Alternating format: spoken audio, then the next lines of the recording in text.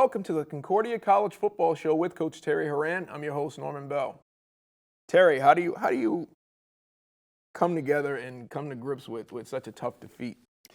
Well, first of all, I pulled the guys together after the game, and there's not much a coach can say to change anybody's feelings. I mean, we're all hurting.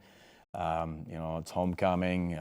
It's a big matchup, and it snowballed pretty fast for us. But the message to our team was, it's still early. We're 2-1 in the league, and I've been in this league long enough to know that there's a lot of craziness that can happen, and basically keeping your heads high, and live for another day. That line of roll with the punches, tomorrow's another day is perfectly correct for our program right now.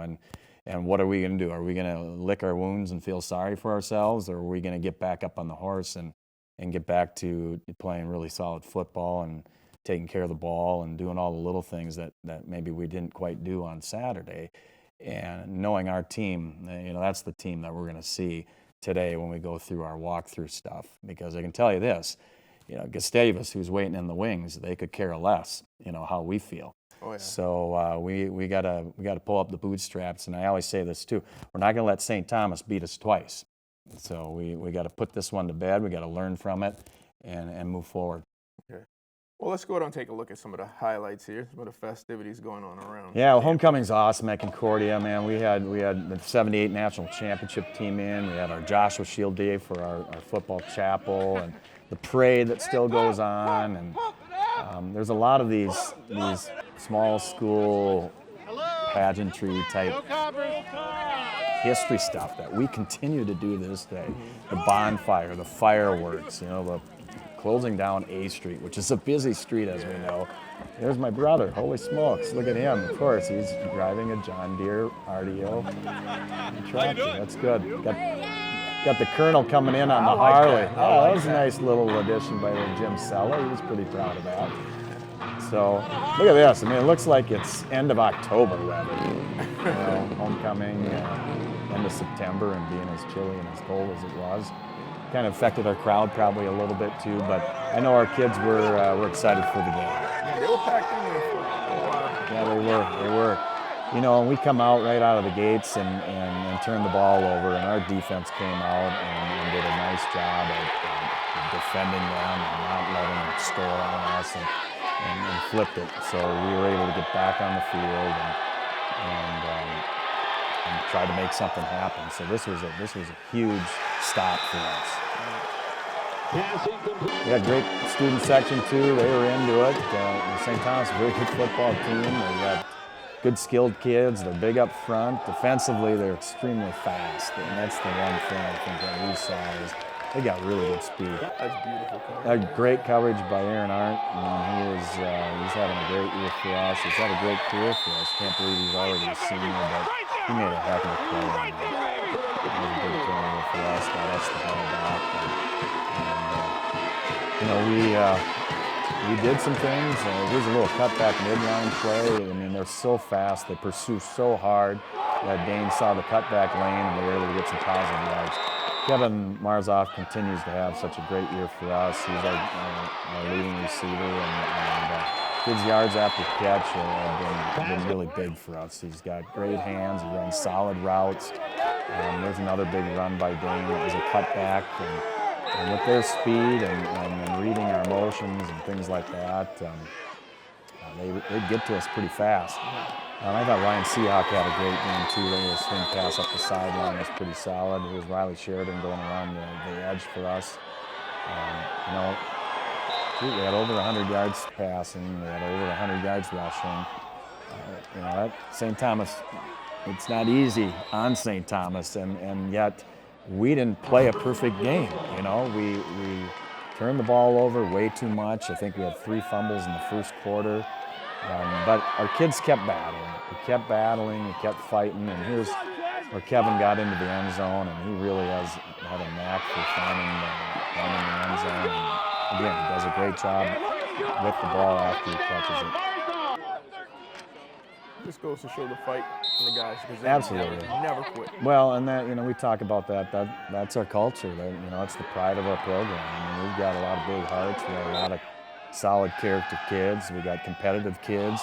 They want to execute. They want to do things well. And they're not going to back down. And we kept fighting, and we just, that hole was dug way too deep. And you can't turn the ball over against, winless teams and have success. I mean, when you're playing the number 3 team in the country, that coming into the game, that minus 6 yards rushing is all they'd given up all year. When you're playing against a team like that plays so fast and plays violent and hard every down, you got to keep them on their heels. And we weren't doing that. And that hole got dug deep and tough to get out of it.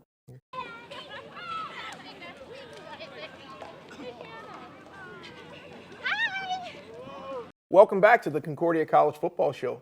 I now have the pleasure of talking to Athletic Director Rachel Bergeson. Rachel, thank you for joining me.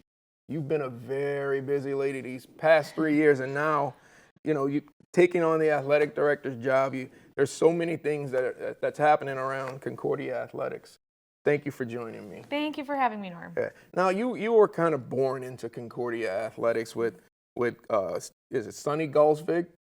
Yeah, it goes all the way back to my grandpa, Sonny Galsvig, yeah. And your dad, Coach Bergow. Yeah, then it went into both my parents. Well, actually, my grandma worked at Concordia, too. So grandparents, parents, and now that has filtered down to me. Okay, and you came here as a student athlete yourself, played basketball, right? Yeah, so when I was finishing high school and I was starting to look at colleges, it felt like a no-brainer for me. It was a place that I felt comfortable at. It felt like home. I felt like I could be as close to home as I wanted, but yet also have that separation from home too, when I also wanted that. So I became a student athlete here. Took a little bit of a breather after I graduated and went and taught in the public school system for a year, and then found my way back at Concordia coaching women's basketball. So athletics is just it's in your blood. It called you back home. It did. It called me back home. It was an easy yes to come back, not just to the Moorhead community where a lot of my family was, but also to come back to Concordia, which to work at a place that you love so much and that you do call home is really a gift. Now, you also serve as a compliance officer. Just tell the people what a compliance officer really does. Yeah, so compliance really means, I do all of the eligibility checks. I make sure all of our athletes are eligible, but I also try to keep them eligible. So I try to help our students stay eligible and provide that resource. But then I take it a step further, and it's also rules for the entire campus. So to make sure that other people on campus know the rules, whether it's our advancement team or our marketing team, but our coaches and student athletes as well, when they're out recruiting, that we're following all the rules. And if we make a mistake, then we can try to correct that. Okay. Now, one big thing that's happened in with Concordia athletics, primarily football, is the new video board at the stadium. Talk about what went into that, because it started as a dream, really. It did. I remember in my first interim a couple of years ago, we had a couple Cobber fans, and at the time parents, that were kind of talking about their vision of this video board and how they can be a part of it and try to make it become a reality. And thanks to head coach Terry Horan, he kept the ball moving through our leadership changes, and now we got to finally see this vision become a reality, and it has been a tremendous addition from the fan experience to even just the whole campus, seeing the benefit of it. There's even been talk of campus movies being held there, and so we're really excited about what that's brought to us. We're one of, I think, 4 institutions in our conference that have a video board, but I'm pretty biased. I don't think anybody uses it quite like we do, thanks to our sports information office, and which is really just one person, Jim Sella. But it has been just a wonderful addition. It's totally taken the football games and turned them into events. Yes. It feels like an event out there, and once you have your football game becomes an event, and people tend to migrate there. Yeah, we felt too that we already had such a great fan base. I mean, in Division III football, we rank right up there in fan attendance. And so we had this great following, and we thought, let's really make this a game day experience for them, but also to show the rest of our community that Concordia College has a really great product on that field. So come out and watch it and experience it with us. Okay. Well, thank you for joining me. Thank you for having me, Norm. I appreciate it. That's Athletic Director Rachel Bergeson.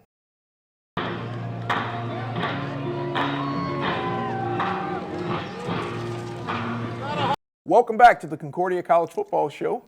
I'm now joined by senior wide receiver Kevin Marzolf. Kevin, thanks for joining me, man. Thanks for having me, Norm. Mankato West product.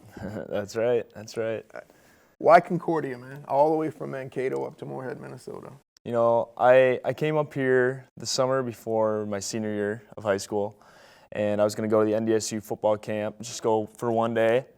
And I'd heard that Concordia had a strong football program, and my dad and Grandpa came up with me to the camp, and they're like, "Hey, let's go check out Concordia." So this was actually my first time coming to the area, and I fell in love with it. Got a little tour around campus, talked to Coach Horan, talked to Coach Willits, and then kept in contact. And you know, it's a great school with a great winning tradition, and we do things the right way, I think, which I have a lot of respect for, and something that I really wanted to come and be a part of. Gotcha. Postgraduate plans are to become a dentist. Huh? Yeah. Yeah. What's your major? My major is biology, Okay. and I'm a chemistry and business minor as well. Okay. Hoping to one day have my own dental practice, All so right. that's what my thought is for the business minor. But yeah, I think it's good information to learn, regardless. Have you started applying for grad schools and things yet? Yep, I finished up the application process this summer, and now it's kind of just a waiting game to see as they process my application and get back to me. Okay. What's life like on campus here at Concordia for you? I think the biggest thing is people have a lot of pride in being Cobbers, which is pretty special. And I don't think every college really has that. Some people, I think, at some schools, it's more so about just going to class, get that degree. But I think people here do take pride in being a Cobber and doing things the right way, becoming responsibly engaged in the world, which is kind of our slogan here at Concordia. And I think the biggest piece is that we don't just say that. We actually carry out through our actions in the community and involvement, and through our passion and just being great Cobbers all around. Now, senior captain, I'm going to tell you this. You didn't notice that I noticed this, but coming out of halftime, you were standing there. You were getting in the guys' faces, letting them know, hey, we're not quitting. That's weak. We're never going to quit, so on and so forth. You've taken that leadership role and ran with it. What's it like being a captain? Have the guys look up to you the way that they do? You know, being a captain, that's just a title. Everybody has a role on this team, and I think my role is no different than any of the other players' role. It's just when times are tough, you can't get your head down, and the last thing you want to do is put your tail between your legs and put your head down and give up. And that's not what this program's about. This program's bigger than any one of us. So we have to represent this program with pride, and I felt it was my responsibility that at halftime, obviously we didn't play the way we wanted to the first half. I felt it was my responsibility to say, hey, look, guys, like this is how it's going to be, and we're going to go out there, we're going to fight for another 30 minutes, even though we can't change what happened in the first half. So, and there's a lot of good leaders on this team, which I think is what's going to help us through these next 5 games and help us achieve our goal of winning out for the rest of the season. Now, you're having a great senior campaign as a receiver here, and we talked a little bit about you and Blake kind of understanding each other. There's a nice chemistry there. What's it been like playing with him? Because he has a strong arm, and that ball flies out of there. Right. Is it hard to catch those passes? I think some of them, but honestly, I think of it more as I like that he throws hard because then it sticks to my hands, you know?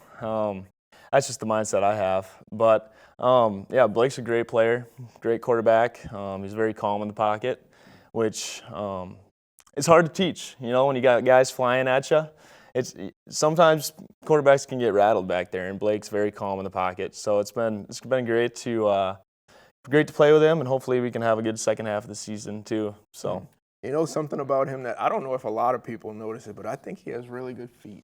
He does. Like, he does a really good job of moving around in the Absolutely. pocket. Yeah. Hey, well, Kevin, thank you for joining me, man. Hey, thanks for having me, Good Norm. luck the rest of the season. I appreciate it. That was senior wide receiver Kevin Marzolf.